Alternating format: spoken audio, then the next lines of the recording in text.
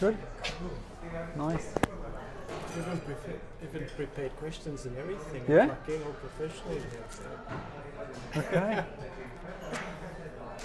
Well, I didn't expect us to do it here, so I didn't know if we were gonna do the podcast straight away. But obviously, I'm up for it. Like I said, if we can meet at another time and kind of package it together, no problem. We can No do problem. it. You know. Do you want to drink anything?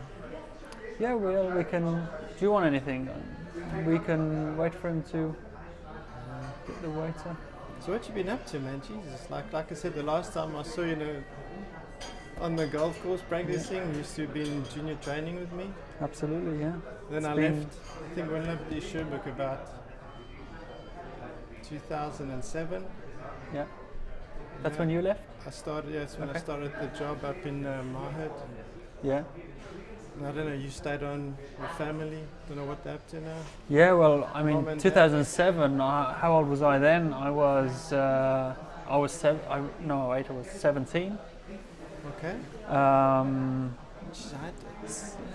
Yeah, I was 17, but that was a period actually where I was playing a lot of rugby. So I was playing here in Stuttgart for the Stuttgart rugby team. Oh, that's right. So you stopped coming to training. Yeah, more or less. That's true. Yeah, I had a few projects while I was growing up. So I had my band. Then I switched to playing rugby, and it was around the time when I was finishing high school and thinking about where to study and what to do with my life. So eventually I decided to go to Vienna to study business administration there. It was a great time. I was there around 4 years. It's a great city, obviously young people, super history, but also, a lot of students, a lot of activity going on there. So it was my first experience, more or less, growing up by myself and learning how to deal with all the challenges that come along the way. But it was a great time, and I learned a lot because the university setup was also very much self-managed studying. Okay. So it taught me a lot of life lessons, how to manage myself and all of that. Was it your first time away from home? Yeah, for a longer period, it was my first time. Yeah. Okay.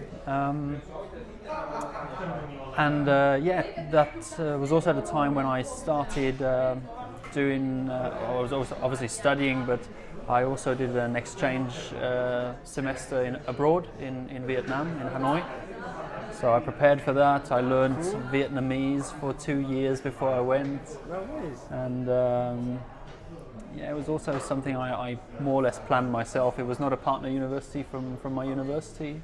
Just something you wanted to do? Yeah, I mean, I must admit I had a Vietnamese girlfriend at that time, so I thought it's interesting to... Was she German?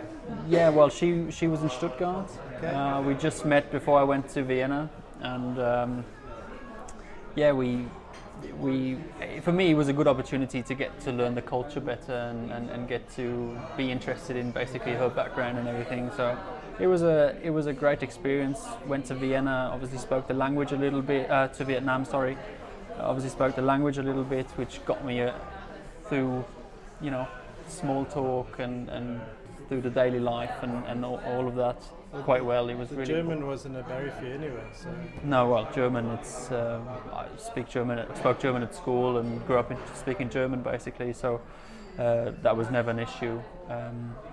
But Vietnamese was actually a great experience because it was really, it was so foreign and there was nothing to relate to. For instance, if you go to Italy, you can somehow figure out some words and you know what they're talking about. Different language on in Asia, with the Asian languages, it's so foreign. You have no clue what's going on, and just being able to interact with the people there, being able to get insights and gain insights that other students that didn't get and weren't able to get, it was a stunning time.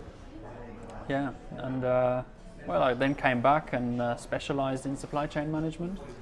Yeah, I googled your business. Yeah. Is the word? Where does it? Xylene. Where does it come from? It's the Greek word for wood, or let's say it's a component of wood, which essentially came from the idea of tracing wood back to the origin, Okay. in order to stop or ensure against the illegal trade of timber, and companies being exposed to illegal activities in their supply chain. Yeah, that's. All right. Well, when I read things like boosting trust in the source of raw materials and supply chains and regulation, transparency and satellite navigation, Earth observation, and like on top of the blockchain, it's like, Jesus Christ, this guy's done something. Well, you must have taken something from university and put it in there. So one of the students that paid attention. Well, I must say I'm more the supply chain guy in our business, right? Yeah, so I come with all this supply chain experience, and obviously also gained some experience working in the field of supply chain. I did my master's in supply chain. I then worked for Bentley in the UK in logistics, and I then started a job in Germany in supply chain management and procurement, where I was basically rolling out procurement software in the business unit and also globally. So I was training the people and working on that, and that's where I met my business partner now. And his background is really engineering, space engineering, and so he's responsible for bringing all these ideas. The techie guy is taking care of IT, and you're taking care of management. Cool. Good combination. It's a great combination so far. I mean, we're pretty early still, so there's a lot of development still has to be done. But in December we got a prize from the European Space Agency and the European Commission, essentially giving us a prize for the combination of the Galileo system, which is the European GPS system, with the Copernicus system, which is satellite Earth observation. So the combination of the guys from space. Yeah, we are actually tracking stuff from space. Yeah. But you're focusing on illegal timber. So we started off with illegal timber. That's also where the name more or less came from. But we found same characteristics and same legal frameworks in other raw material industries. Not just in the wood. For instance, happening everywhere. Yeah. So obviously, timber it's a big market for illegal activities. I mean, 30% of the global timber is still illegal, but now in 2021 there's going to be a new EU regulation coming into power that is essentially forcing companies to prove the origin of conflict minerals. So conflict minerals, gold, tin, tantalum, and tungsten. So these minerals declared as conflict minerals need to be proven on the market when it's imported that these minerals are taken from non-conflict mines. And for that, we are developing our system to provide traceability and transparency in the supply chain, and also a means of validation through the space technology. And obviously linking that onto the blockchain, so we're not responsible for any data. It's more or less a trustworthy data surrounding as well, where it's tell stored me about data. Geez, when we sign policies, it's like a 15-page Datenschutz, whatever it's called, and like people, no one's read this stuff, but everyone needs it somehow. So you're working close with governments or private? Yes, our business model is, let's say, our market need is derived from governmental activities. So we are lots in contact with governmental agencies that are auditing companies with the regulations. So in Germany, it's, for instance, the Dexor. It's an agency that will be responsible for auditing all the information coming from the companies that are importing these conflict minerals, and so we're in close contact with them. We're in contact with industry associations. Obviously, the battery industry, it's a very interesting industry for conflict minerals because it takes so many of these minerals in the production, and Europe now ramping up battery production. It's really an industry that we want to be present in and want to drive our solution. So we are all part of associations, interest groups, networks, and a lot of governmental associations as well and institutions. Sounds like when you think like the satellites in space and you can use their software to like track things like that, you're basically covering the planet. It's like huge. Yeah, well, you have to start somewhere. It's not like it's a constant monitoring and image taking process. It's more a validation process. So we try to make it easier for companies to have more visibility. We connect their supply chain. We transparency. Exactly, and we use these means for validation in order to just gain a better understanding of what's going on around it and to better understand the information that is already being received. So documentation, volume, criteria, how much volume, how much products have I, or how much raw materials have I purchased, what is being transported through my supply chain, does that really make sense? And for this we use validation, for validation purposes, satellite imagery, especially for forests.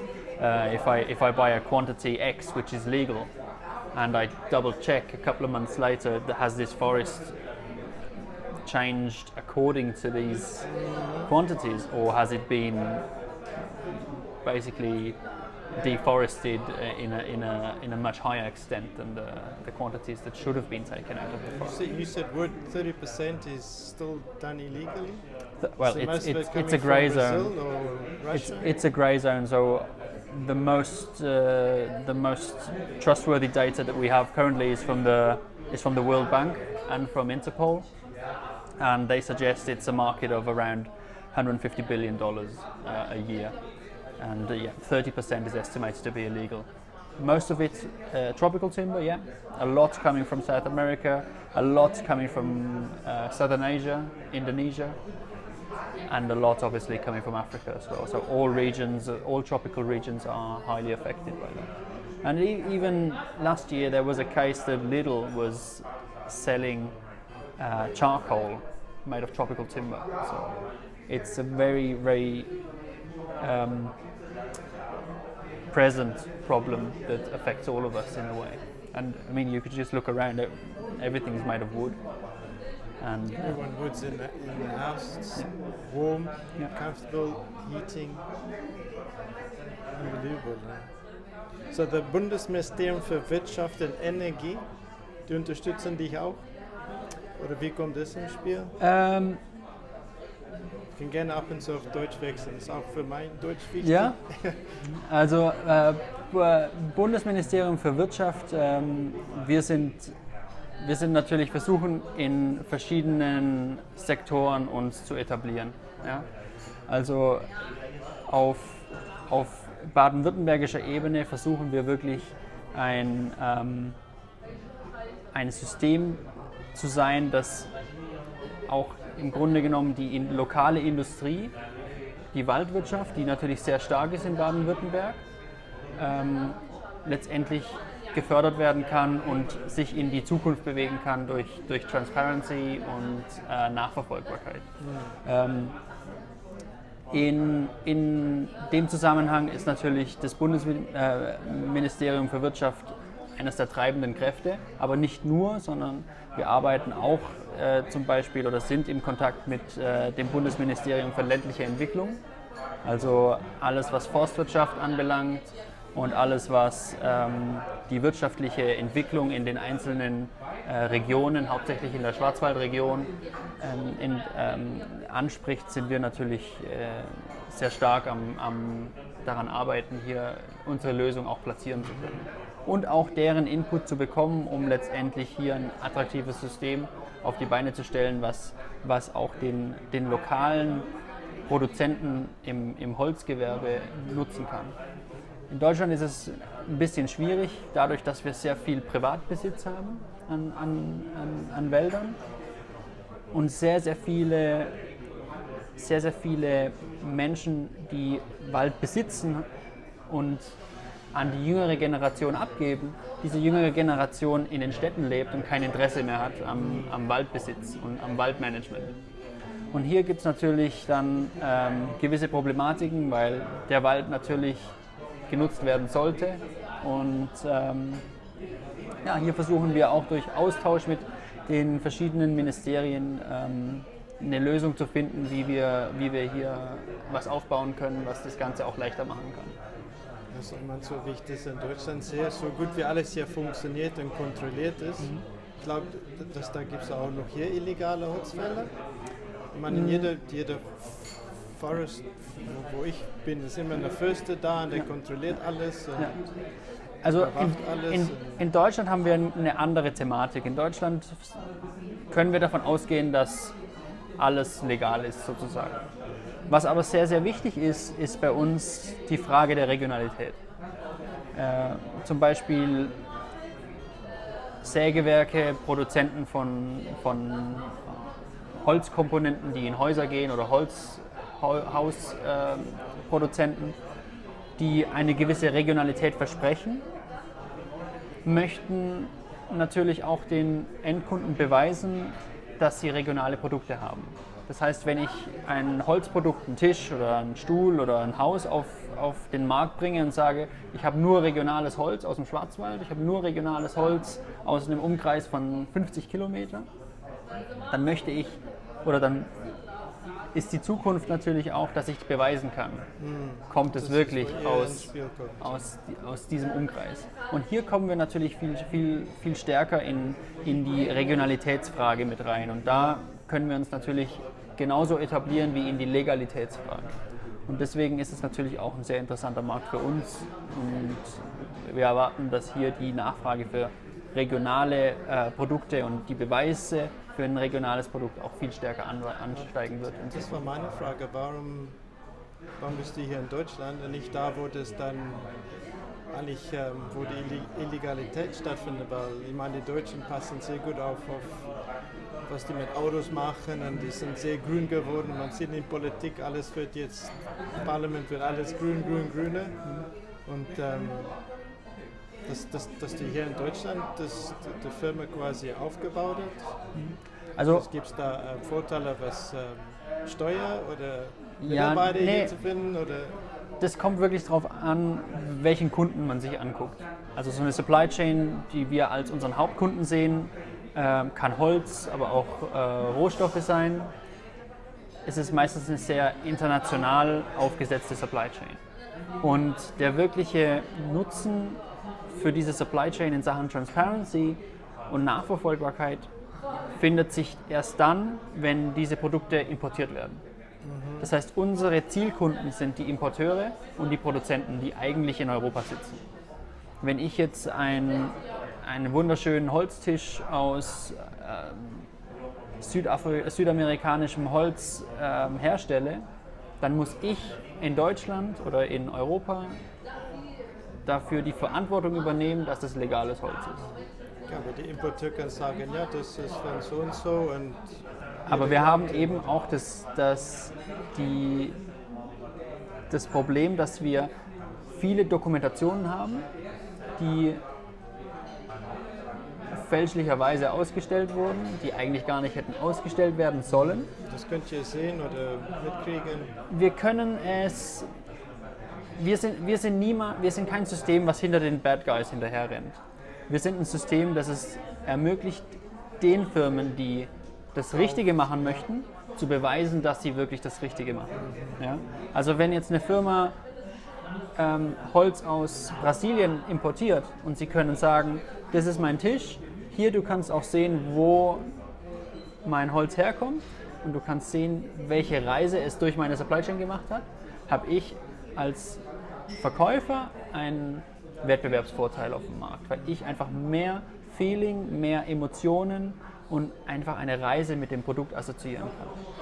Macht es dann nicht auch das teurer, weil wenn ich jetzt die Möglichkeit habe, illegale Materialien zu beschaffen, kriege ich es günstiger, als wenn ich das legalisiert und dann... Ich glaube, die Frage ist nicht unbedingt... It was just like something quick. I thought of thinking like, okay, everyone finds a way to get the stuff a bit cheaper from the next guy. No, well, it's not directly a question of can I sell it more expensively. It's more like can I gain a better market situation through the enhanced competitive advantage that I'm experiencing because I'm bringing a more sophisticated and a better product onto the market. So essentially, the goal is not to sell it at a higher price. The goal is really to gain more market share through having a better position on the market. And secondly, it's also very important and a very critical aspect that goes into all companies importing highly regulated raw materials. If, for instance, a non-governmental organization decides to look into the practices and identify illegal practices, if they're wrong or if they're right, we don't want to judge that. But if an NGO decides to publish a report on illegal activities and a company is connected to that, it's bad press, and I suppose that is the worst that can happen to you as a market player in any of these industries, because once that comes out, you're basically dead on the market. You'll be fighting forever in order to gain your reputation back. And with our system, we believe topic obviously right now, traceability in the light of Fridays for Future, all sustainability goals, Dieselgate. Sustainability is a very pressing topic, and companies are putting it in their top priorities for business development. So obviously we can see some competitors popping up, and which is a good thing. You never want to be on the market without any competitors, because that means nobody's buying your product. That's interesting way of seeing it. So it's really the case that the industry right now is looking for solutions that are currently not there. Yeah, and you're providing one solution for them. There are a couple of companies that provide individual features of what our system can combine, let's say, but it's still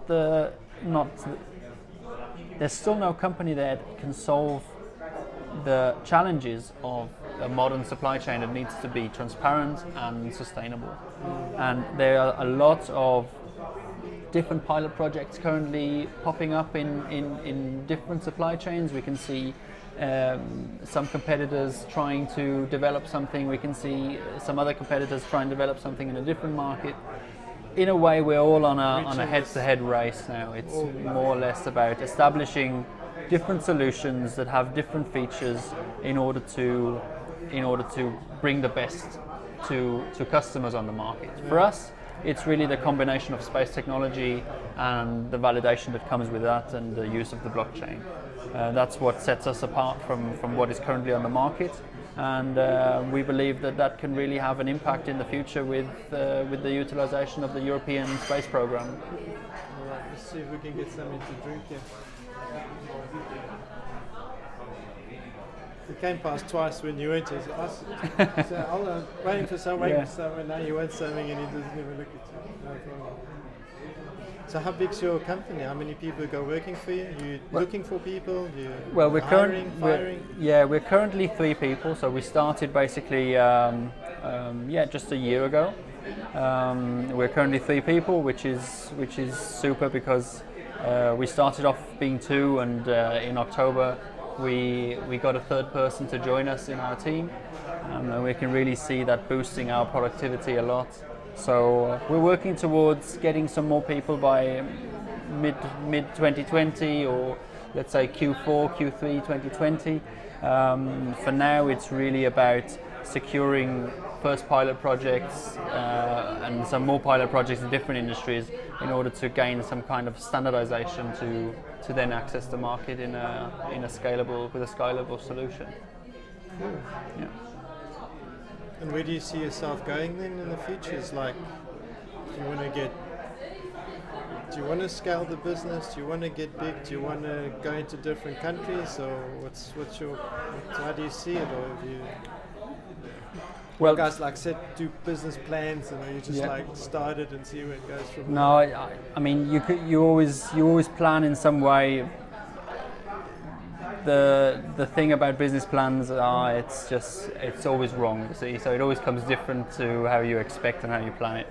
But yeah, I mean, being in an industry, or driving a solution that works with international supply chains, there will be a lot of traveling involved, of course, which we really enjoy. Now next month we're going to Romania.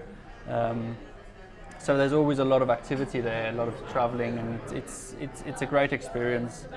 I mean, we'll have to see how the market evolves. Is it going to be the case that there's a million small companies that are providing these systems, or will it be like a couple of buying up smaller companies and growing into a larger company? We'll have to see how it evolves. Right now, it's pretty open to what the future will bring, but we believe that it will be the case that existing companies that are providing software or ERP solutions will try to get their pick in traceability, and will look that they will acquire companies that provide these solutions. So it's still open, but we expect that there will be at one point an interesting exit opportunity for us as well. Oh, so you want to exit? So. Did you have another startup before this? No, this is the first startup I ever thought of and ever realized as well. I remember reaching out to you. I don't know if it was a year or two ago. I don't know. We got in touch over Facebook or something, and I wrote. I thought, yeah, maybe. I mean, I'm thinking because you were abroad somewhere. It could have been Vietnam. Yeah. I thought some Scandinavian country. I thought you're doing something there. And No. That's I was. When I finished my studies, I was, like I said, entering straight away into the automotive industry, and I learned a lot there, which basically built all my knowledge of how I can survive now in the free market as a startup. But it's a long journey. It's not like you come up with ideas sometimes, you change around and everything, but it's been a quite linear development for us. And since we started the idea, you obviously make a plan, you think your product's ready by then, which essentially takes much longer than you really expect it does. So it's a continuous process, and it's fun. It's a lot of uncertainty, but it teaches you a lot as well. Yeah. So you're employed by you, self-employed? Yeah, well, we have investment that basically keeps us going while we don't have a fully developed product, and while we're still in the piloting phase. So who's your main backer then? Do you want to mention them, or? Yeah, we're supported by the European Space Agency. Okay. So we're supported by them in their business application section, more or less, because they're really interested in getting space technology onto the market as well. They don't just want to send it up and have it there. They also want businesses to use it and bring value to the European market and internationally as well. So they're supporting us in terms of Galileo implementation and Copernicus implementation. And we're also supported by a founders grant, which is from the economy of economic affairs, Ministry of Economic Affairs. Yeah, found it somewhere. I wrote it down. That's the EXIST. ESF. Fund. ESF. So is it a German company? So ESF, it's basically this grant comes in collaboration by the German state and the European Commission. So I'm not sure what the distribution is. I think it's more or less 50-50. So yes, it's money that we get from the ESF, but it's also money we get from the Ministry of Economic Affairs. How difficult was that to set up? Because I can relate to it. I started with my academies that I had.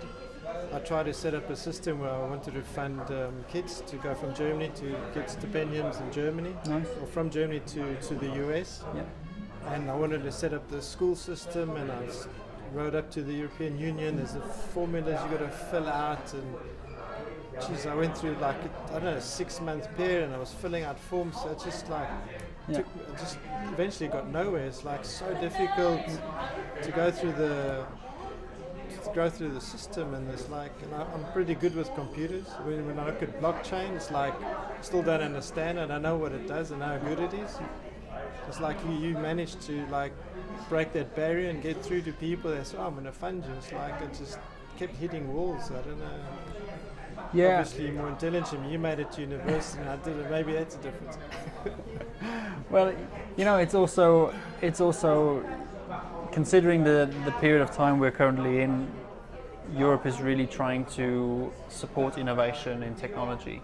So for us, being a technology startup, having much easier to get funds and if you have, especially if you have a new technology that is not being, let's say, established on the market, it's more interesting than it's super interesting for education. them. It's like education is like this. The thing is, like at the moment, there's people like education is not so important anymore. It's like people are starting their own business already at school. It's like they're skipping out the uni.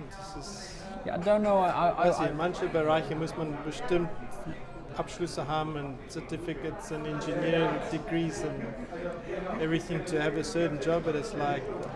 Well, I think we're at a turning point right now. I think the way I was educated at school, it's not gonna secure any future for let's say my kids' generation. It was great. I had all the basics. Obviously, that's important. But what kids need to learn these days, it's programming. It's how to speak languages that are not spoken. It's how to speak a language that you just type on a computer, and it's not called English, German, or French. It's called C#, C#, whatever, Java, Python, all of that. So that's going to be the next challenge for education. Tell that to my daughter. I'm trying to at work I'm speaking German all the time, and that's like the only time I speak German. This time I'm speaking English. So I grew up speaking English at home. And my daughter's like, ich hasse English, schlechteste Sprache, ich hasse English. And I'm like, the future is English, and I'm like trying to get into computers, and like she has to find out how it works itself, and she's like, Papa, kannst du mir helfen? I said, nein, ich muss es selber hinkriegen, niemand hilft in die Zukunft. It's like trying to get into computers, and my wife's also like, that's also a big thing. It's like, for her, computers are like, every time I'm on the computer with my kids, my wife's like, what you doing? It's like they show me on computers, like, yeah, but it's also going to be the future. I mean, I'm also a big fan of getting my kids outside, and we're moving and we're playing, and they're not inside on computers from morning to night, and they watch like absolutely zero TV. So it's like, I want to get them into stuff like that, because I know that's the future. And I've also always set up my own. I mean, I had a few programmers help me set my website and stuff like that, but I did the WordPress by myself, and like in the back end you get to that coding section, it's like it's the first time I said, oh geez, how would I do? And then I figured out a few things, and then like made my own signs. It's like, oh geez, I can code. It's like, I know that's what I want to get them into. If they do it or not later on, it's irrelevant, but it's like you try and show them a bit now that in the future everything's just going to be digital. Or I mean, I was like, my schoolwork was like, I hated school, never did anything. So because I excelled in sports, I went into sports and stuff. And now it's like, well, obviously they can also excel in sports if they want to, they're active and we do everything, but it's like there's a big probability they're going to need to do something in computers, and they should know now how to do stuff like that and get them interested. And so absolutely. It's challenging. It's not always interesting.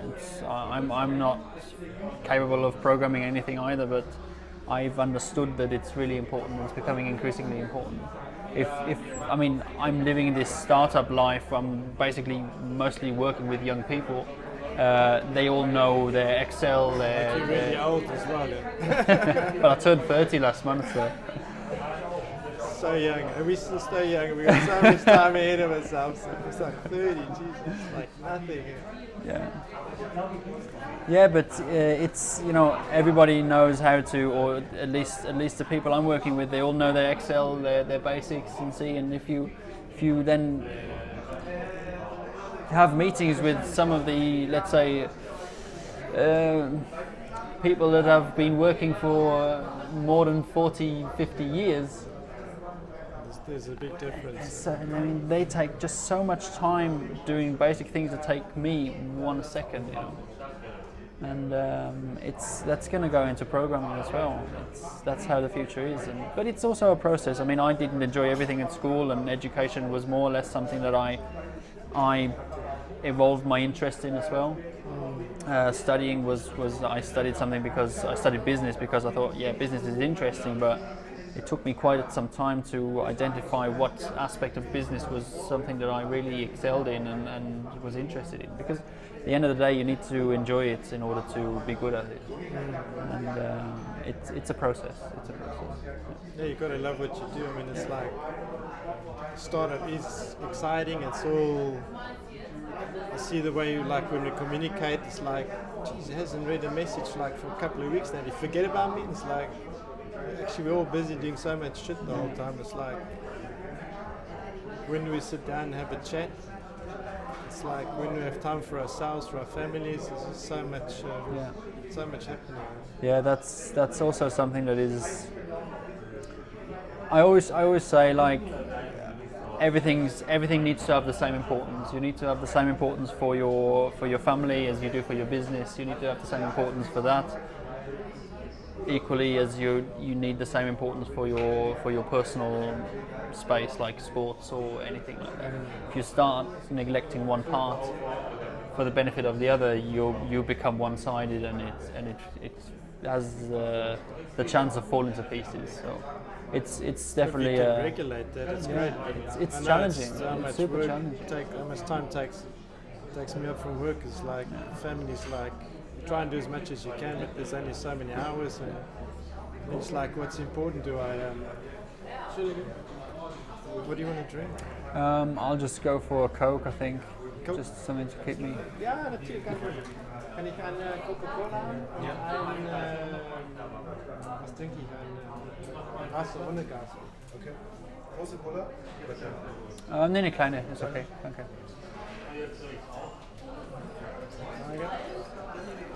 Yeah, so how's your life been?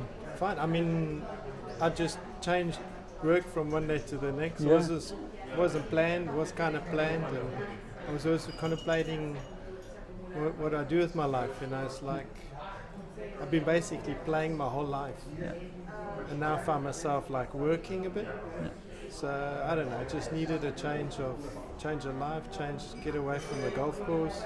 It's actually been good for me, which I thought in the beginning, it's like there's obviously uncertainty. You got a family, what do you do? And it's like, I mean, this is now I'm working in business, generating money for people, helping them socially and economically, and das noch auf Deutsch.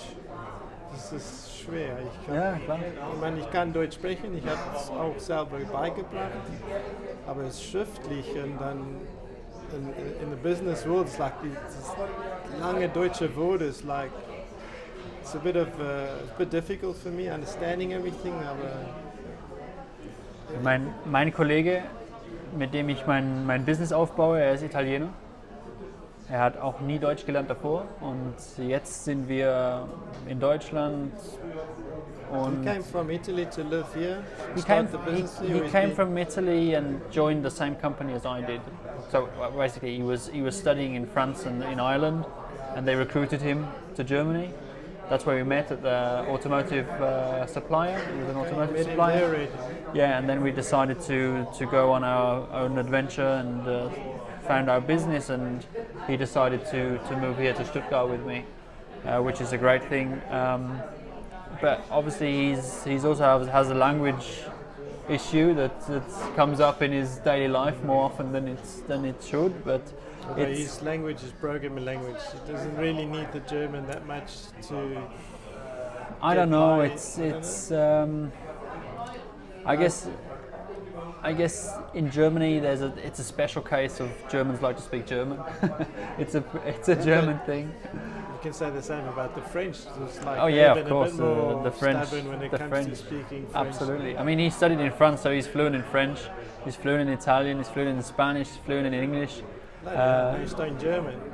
And he can program. Jesus. He's learning German, and he's finding himself doing a good job in his free time. But then switching to business German, being in meetings, and getting everything and being able to communicate, it's super exhausting for him as well. It's a process that takes a lot of time. I mean, you know exactly, right? Yeah, I don't know. I also speak 4 languages, and I think because of that it was easy to learn German. So I learned it like in 6 months, just listening to the radio and repeating. So you speak Afrikaans, right? Yeah. No, but because of the German, I kind of like lost it. So every time, like with my mum, I was like, I speak in Afrikaans, so I just don't want to lose it. But it's like I keep jumping back to German. It's like difficult. Yeah. But, I mean, it's like I love Germany. I wouldn't want to be living anywhere else. Yeah. I could never go back to South Africa. Yeah. I'm actually trying to get all my. Thank you. I'm actually trying to get all my family out of South Africa to come to Germany. It's like, no, we can't do it, and it's like difficult. It's like, no, it's not. You sell your stuff, you come here. I'll start a business. We can do something. There's opportunities. Like, you can do anything, you know. So how's the situation in South Africa? Is it? It's not good. Yeah. I mean, I see what they tell me. You see what you see on the news, and it's just, I'll never go back. I wouldn't even take my kids there to show them, oh, look where Daddy grew up, this is my country. It's like, I was just afraid something happens and you get killed, and I would never, if they want to see South Africa, they have to go by themselves, because I'm not going with them. It's just like, so, I don't know. I think when you're living there, you don't realize how dangerous. Yeah, it's dangerous, and you look and you lock everything. And I've been out the country so long now. It's like, that's like. I mean, yeah, I've left my car open, the windows open. The neighbours always saying, "Oh, your window's open again." It's like, it's still safe here. You know, my daughter can walk to school by herself. It's like kids walking on the streets. You know, people think it's like, we ask the German, is that normal? They go, yeah. So in South Africa, you don't see any kids walking in the streets. Yeah. It's like they don't understand the freedom of movement. It's just different, isn't it? I mean, it's like you think about freedom of movement, freedom of speech. It's just so social, and everything works, and people still complain. And it's obviously taxes and stuff. It's like it works here. There's not corruption, and there's not.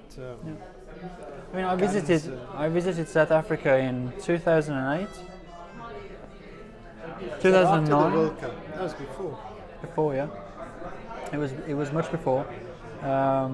It was a holiday trip for me. I flew to Cape Town, drove to Port Elizabeth. So you do the garden route. That's like everyone's. Oh, South Africa's great. Yeah, that's true. But the rest is like. But then I cut inland I went to Bloemfontein, Joburg, Pretoria, and then flew back from Joburg. Yeah, I was with my parents, since my dad he lived a couple of years in. Was he by Daimler? You know, he was Chrysler then. Oh, he was working for Chrysler. Yeah. And your mom's German, your dad's English. So he was working in East London, so he showed us around a bit. If you're living there, you also maybe know how to move and where to go and what not to do. And it was a different time then. It was really. I also left when things started getting a bit. I mean, my sister's out now. She lives in England, but cousins and a lot of people. I want to make a big family reunion next summer. We're looking for a place somewhere in Europe where we all meet, because we haven't seen each other for ages. Yeah. I want to try to convince them all to come over, or they hear it now anyway. I mean, they know I'm trying to get them here, but it's just like, I don't think there's no future. It's like, I tell my one cousin, it's like, kids got to start learning how to speak German. I give them German courses, because hopefully next year you come, so it would be nice to see them. I was like, I've also basically started this to think about our family, getting them. I miss that like family space. I miss just talking with people. It's like I'm so busy working. It's like I can't say I've like, oh, I've got 50 friends I can phone up. It's Yeah. like I've just got either my family or working colleagues or acquaintances that I know from golf and stuff. Like I don't have any more friends. Or like, I mean, I do have friends that are just far away. You know, it's Yeah, like of course. I'm also basically starting this channel thinking, obviously providing value, because I mean it's I can only before I provide my service to you, I first want to provide value to you, like also use the opportunity to like obviously they're going to in this bar we're at. I'm going to mention them as well, even though they don't know it. But it's like just like sit down and talk, and obviously speaking English is so nice. So it's like when you get to do it, never go out anymore. You always, you know. I'm also working 80, 100 hours a week still. I mean, I always work. I just love work. I don't need much sleep, so I'm gifted with like don't need sleep. But it's enjoy work. But it's like the other part, like just talking and socializing. You know, with kids is like difficult, but Yeah, of course, it's important. You planning having kids? Yeah, eventually. Think Yeah, twice. yeah, eventually. No, I live with my girlfriend, whom I met in Vienna. She's Austrian, so we've been together now 6 years, and we've settled in well here. It's not like we're in the situation to have a family yet, but eventually in the future, it's gonna be something. I was like, when I had my kids, it was like, oh, it's the best thing that could happen to me in my life. Was also. There's sometimes I just think, God, I just want to throw them out the window. It's like, what the hell? It's like there's no.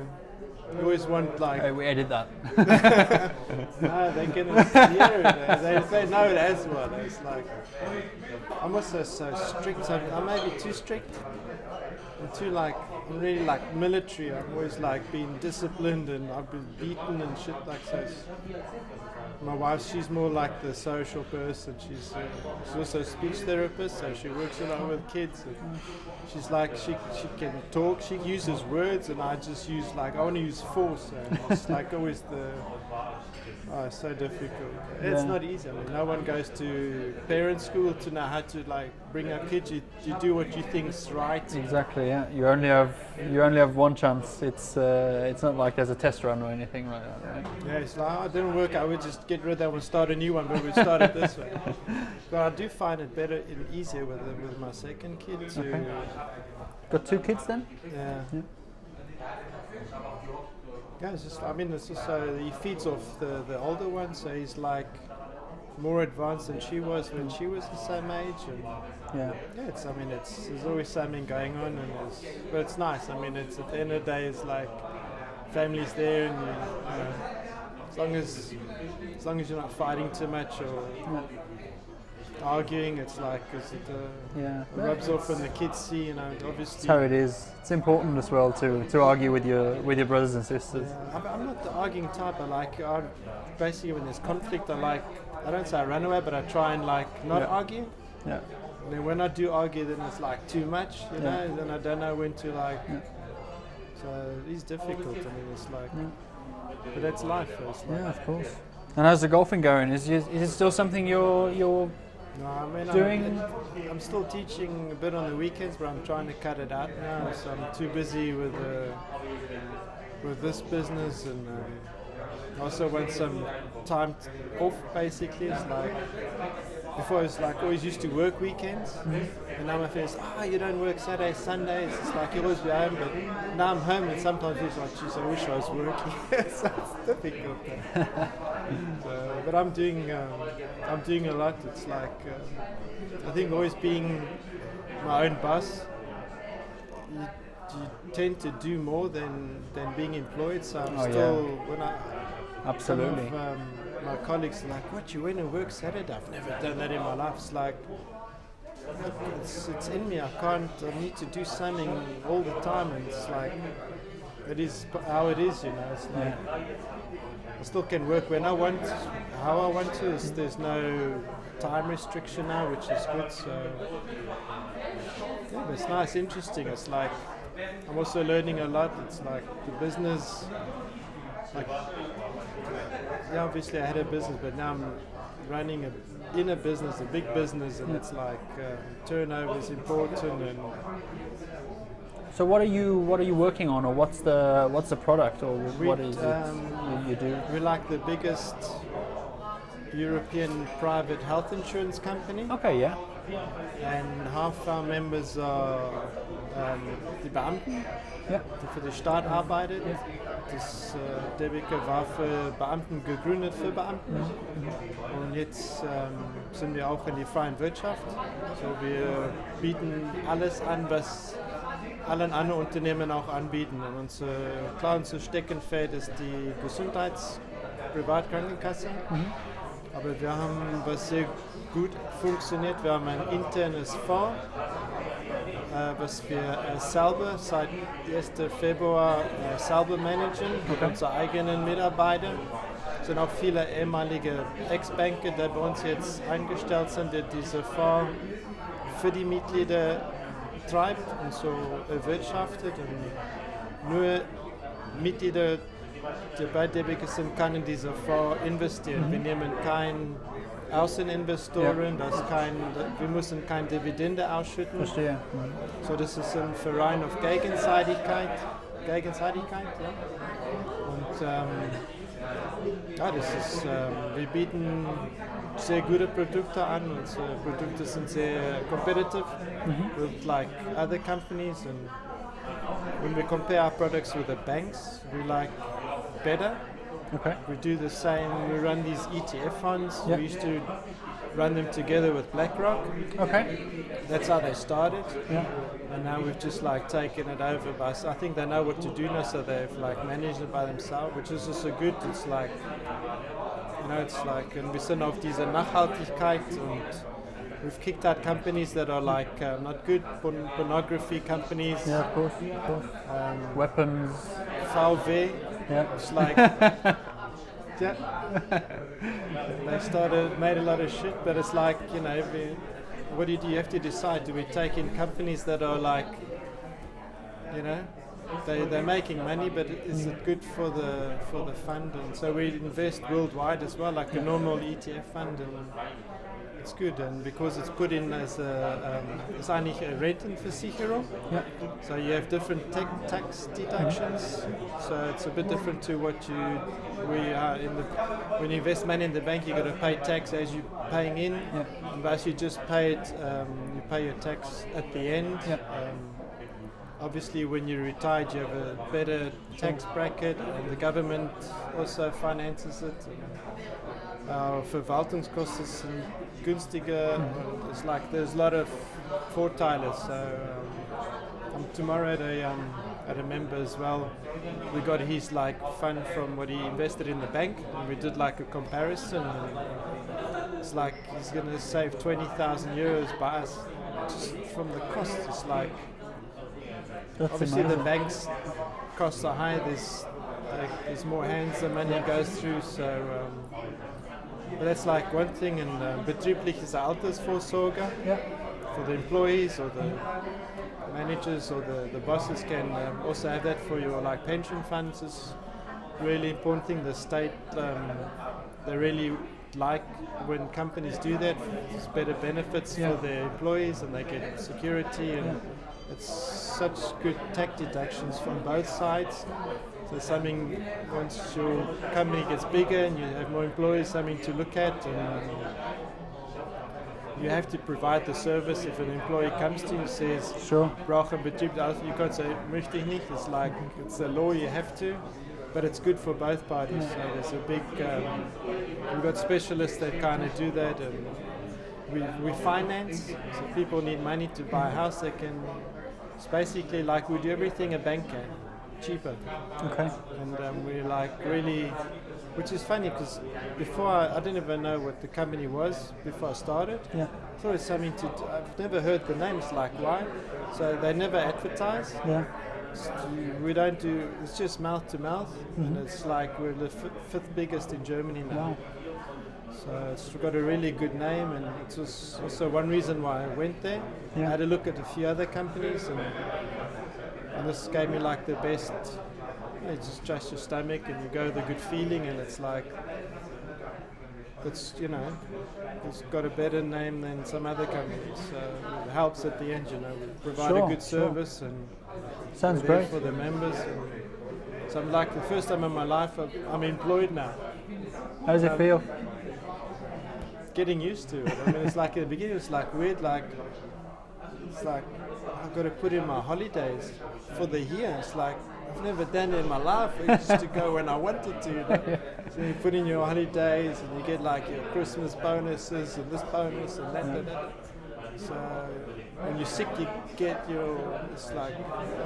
Yeah, but I don't even see it that way. I still see it as in I'm still working for myself and doing my thing, which is like it's kind of a good. It was like sitting in an office, which I said I'd never do. I was like always want to be outside. I remember saying this as a kid. I'll never be in an office. It's like school. I hated it. Yeah. School, I just want to be running around, and it's like. So now I'm in an office, sitting down. It's like. So you ended up where you didn't want to end up, but I guess it also the mindset has changed and the interests have changed, and I can see you're happy with what you do. It's definitely spannend. It's ganz spannend. Aber klar,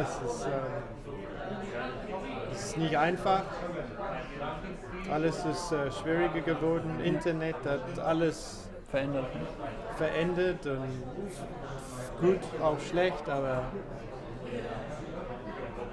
so wie du mit deinem Geschäft Sachen regulierst, gibt es bestimmt Firmen, die Internet reguliert, da gibt es Leute, was wir von unserer Rentenversicherung machen und so, die regulieren. Everyone regulates everyone else. And sure, absolutely. As long as there's a good system behind and there's no corruption and everyone looks after each other, the system works. That's a good thing in Germany. It's like it's a social state, and you can rely on everyone it. here has health insurance, and but being involved in that is like.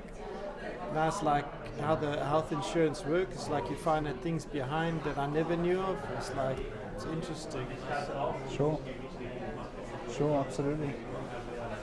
We'll definitely be sitting down in hopefully another conversation, and I can show you what we have and compare it to other things that you have, and you see the benefits. Yeah, absolutely. But that's the next step. It's like in the moment I'm happy to provide a service for you, get your company out there and let people know about you.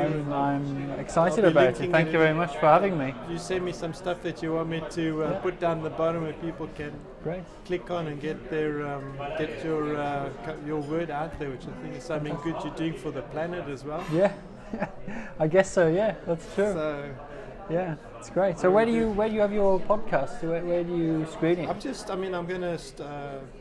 This is going to go onto YouTube, and I'll try and edit as good as I can. Maybe a bit of background music.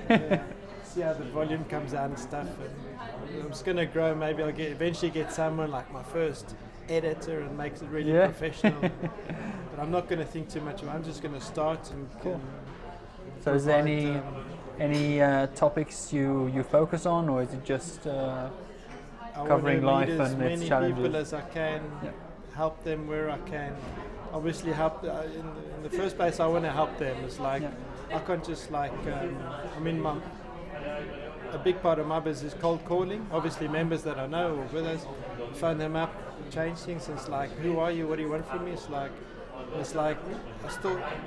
Although it's an important part you got to do, I think I got to do this different. I got to first I got to see, can I help them before you get something back from. Yeah, it's like I've always helped people, and I've been a teacher my whole life, so I've always helped people. It's like before wanting anything, money is never a focus for me. So,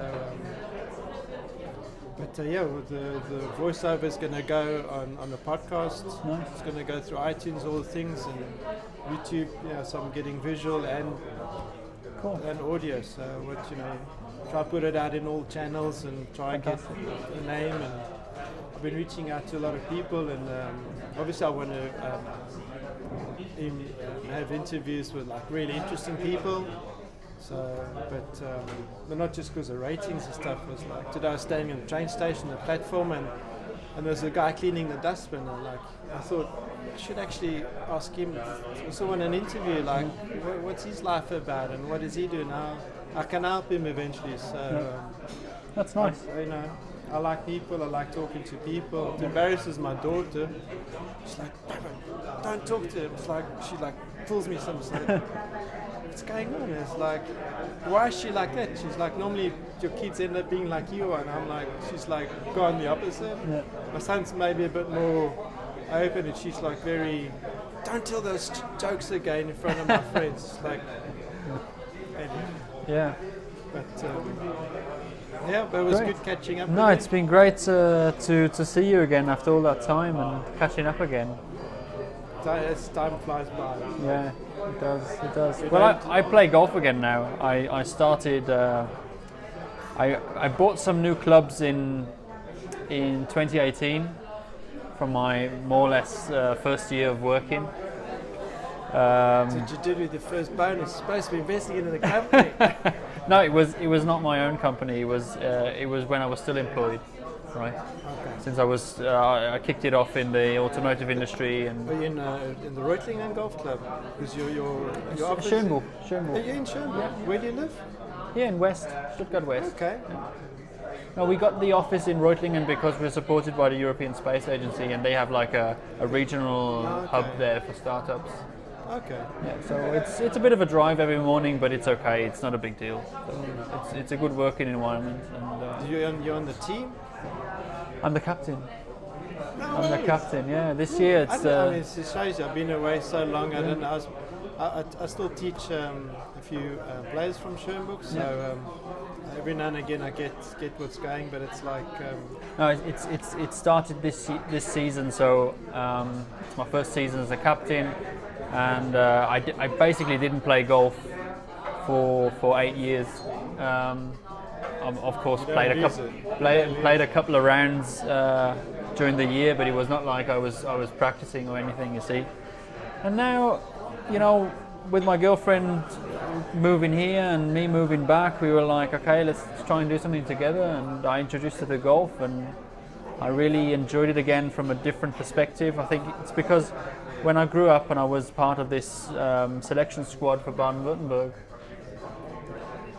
it was pushing me a lot, pushing me to play a lot. And in Germany, it was not yet, it's not the same environment as it is in the UK or America or South Africa maybe, where you have, all your mates play golf and you play golf. It's like you have to go to the golf course, you're all alone, and then you go to tournaments on the weekend and you meet everybody who's in the squad. But it was just not something I particularly enjoyed too much, so it was a lot of pressure for me. And that's when you said that. I had this recollection when I was teaching as a little junior, and I used to do it with Johnny. I don't know if you remember him, Styles from Liverpool. It's like you had like the best short game out of all the kids, and you were like.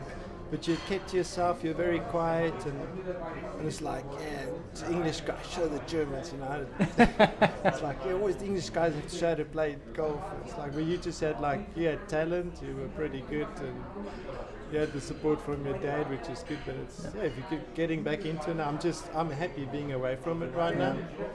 No, I'm happy coming back into it again. Yeah, maybe. Eventually on holiday I'll do it, but I had like a lot of back problems. And I always had problems in the sun as well. I had like sunstrokes and stuff. Okay. So, and as I was getting older, it's like more and more difficult. I don't know if that kind of pushed me. Just think, why do I change profession? Something I love, and bad backs, heat strokes.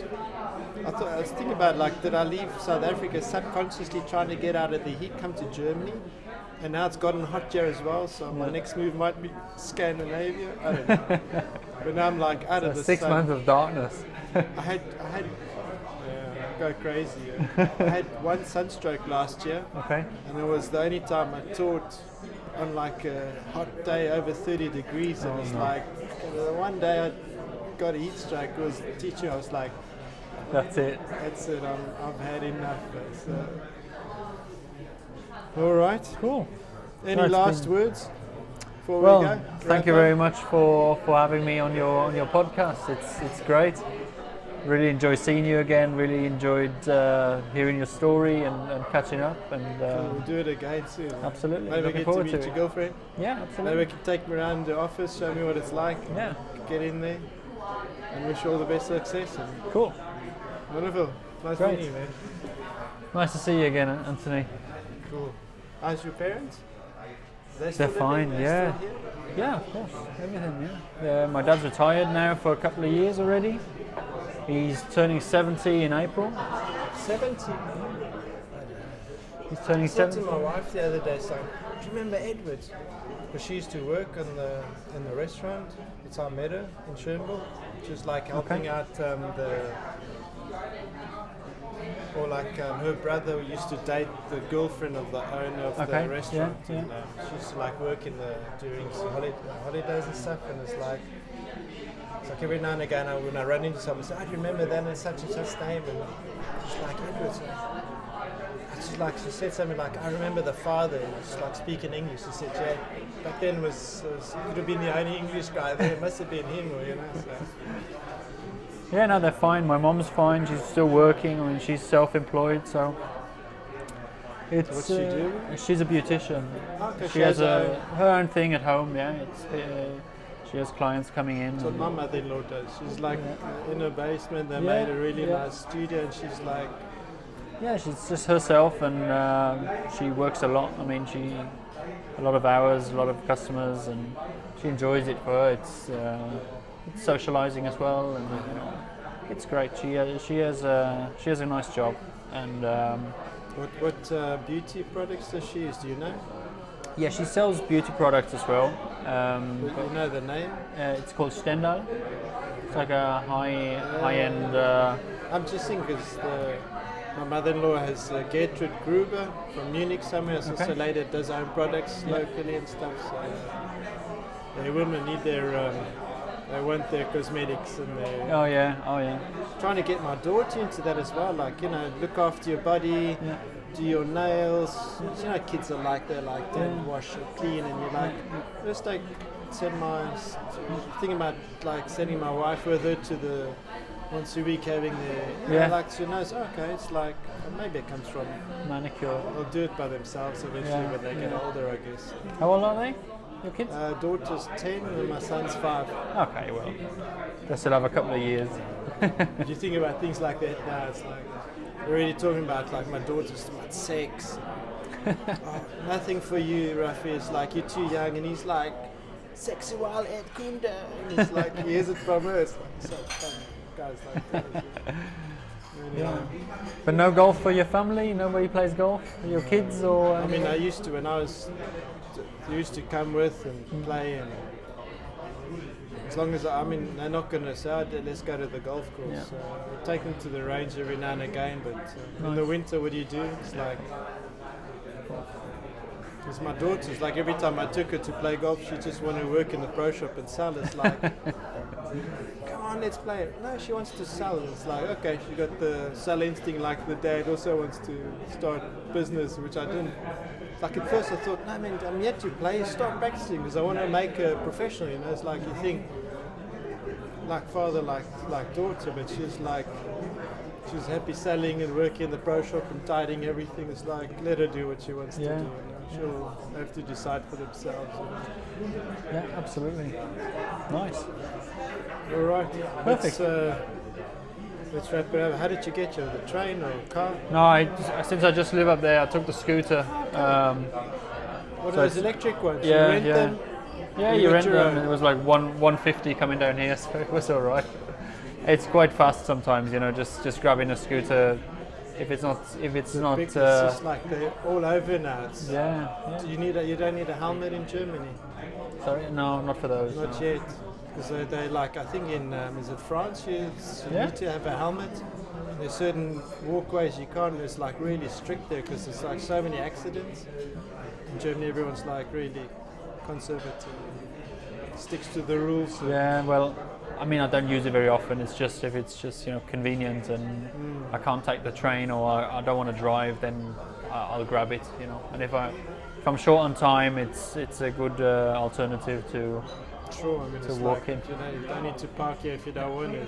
Parking's expensive. Absolutely. Cool. All right. Fantastic. Then let's get home. My kids are 2 days at the grandmother's house because I was like, I had to be in business all day, and my wife had to work, so it's like a school holiday, so the granny takes care of them. It's like, so tonight we're like, no kids at home. It's like, no one's going to wake us in the morning. Well, I'm up early anyway, so I don't mind, but my wife just like sleeps out, and I don't think she needs to work tomorrow, so it's pretty good. So where do you live? Back now. Okay. So that since I left Schönbuch, it's like, where do I live? Like, my wife got a job in Winnenden. Because you used to live, wait a minute, you lived in Bebenhausen. Yeah, I was Pliezhausen, Tübingen, Bebenhausen, Waldenburg we were. Yeah. So, but when I moved up north, it's like it was like the middle, you know. Like back then, still got the S-Bahn, and she was in Winnenden, and I was like in the middle. It was great, and I found a nice place. So it's happy there. And it's got a garden for the kids. It's great. Yeah, that's good. All right, Cool. let's see how this all worked out. Let you know when it's ready. Okay. It's strange. It's like.